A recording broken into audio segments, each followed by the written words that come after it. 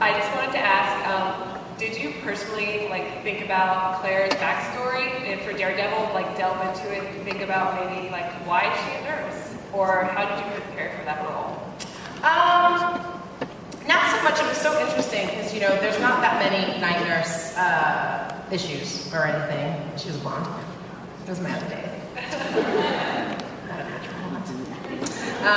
And then Claire Temple. I mean, it's interesting because the whole Abe putting those two characters already changes the Marvel Universe, which is awesome. Always wanted to be part of the Marvel Universe, and to be altering it on entrance is pretty dope. And then she used to be married to Luke Cage, and like there's just all of this that's all up in the air.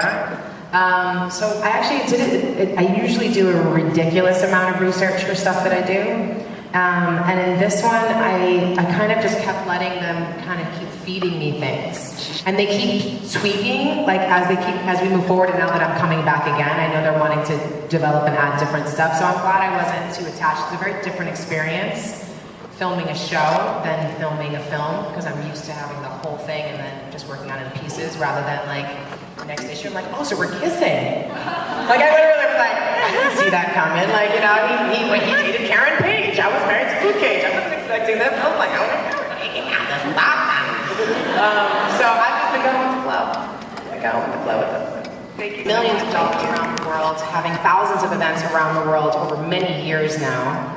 I've been on the board since I was like 24, 25. It's been a little over 10 years. And it's been this remarkable experience. The thing that works so brilliantly about that organization is the fact that it is based in art. And I think that's been something that's created leadership all around the world, because people can take those plays and do performances and raise funds then for themselves. And by having productions by women, for women, about women, as women, is a pretty profound experience. Like I've watched a lot of actresses and different artists and people over the years who are not at all activists come in and go, yeah, I got asked to do this monologue, whatever. And there's no way you just do a monologue about rape or abuse or confusion or frustration or growing pains or any moans even, like whatever. There's some really fun ones in there. And it's been amazing. I remember I was doing, my first big one was at the Apollo Theater, and my dad rides motorcycles and fixes motorcycles, and he thinks they're way safer than pretty much any other thing. And it was a summer where there were a lot of people getting pushed in the trains, and he heard our neighbor Richard starting up his Harley downstairs, and he's like, oh, how are you getting up to the Apollo? I was like, oh, I was going to take the train. He was like, no, go with Richard. It'll be safer. I'm like, sure. So I dropped on the back. So now I'm with Richard, and he's got to wait for me to go to my rehearsal. And this is like Richard, who spray paints motorcycles in a very tight, closed space and huffs paint all day, and is really, really awesome, but doesn't normally go and sit and listen to a bunch of women talk about their vaginas ad nauseam. And it was the most amazing thing, because there were all these incredible actresses, and some really much older, in their 80s and like beyond. And he sat there and he was like turning flush red, just like, but by the end of it, he came out and he was like, it suddenly occurred to me, if this woman isn't afraid or embarrassed talking about her vagina, why should I be embarrassed hearing about it? And then he really enjoyed himself the rest of the way. It was like, how provocative and profound is that as an opportunity? So it's now turned into, after Eve got cancer, she ended up having to get the exact same surgery that the women that she works with in the Congo have to get, because the rapes there are so violent that the women have to be sewn up completely from the fistula and incontinence that they experience. And she ended up having to get the exact same surgery. And she was like, I think the stress of working and taking on all those stories all the time created cancer in my body. And so she just became that much more radical and that much more free after surviving it. And that's where 1 Billion Rising came from. And 1 Billion Rising is a reaction to the UN statistic that 1 in 3 women would be raped, killed, or beaten in her lifetime. So that accounts for over 1 billion people on the planet. And that's just unacceptable.